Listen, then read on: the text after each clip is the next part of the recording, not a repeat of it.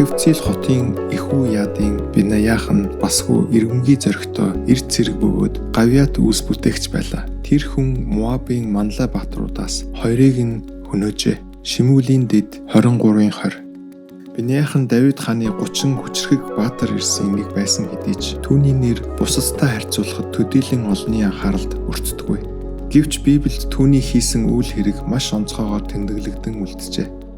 Тэрээр аюултай нөхцөл байдлаас зугтаж гаралгүй тастаа гулгамтгай хүйтэн өдөр арслангийн үүрэн хүнд ороод алж байсан. Хэд хэдэн авраг биднүүдийг цохиж унгааж байсан агуу эрэлхийг баатруудын нэг. Бинаяхан зөвхөн хүчрхэг ир байгаад зогсоогүй. Мөнхийн эзэнд итгэж найдахдаа үнэхээр тууштай байсан нэгэн билээ. Олон түмний анхаарал магтаал хөөцөлтөөгүй. Харин өөрт оноогдсон үүрэг даалгавраа чин үнэнчээр гүйцэлдүүлсэн. ертөнцийн эзний өмнө үн шудар галахсан дайчин байжээ. Таны нүур тулаад байгаа асуудал болох арслан магадгүй олонний дунд харагдахгүй, хинч алга ташихгүй байж болох юм. Гэвч мөнхийн эзэн таны зориг, үнэнч байдлыг харж байдаг. Бинаяхын түүх бидэнд энэ үннийг сануулдаг.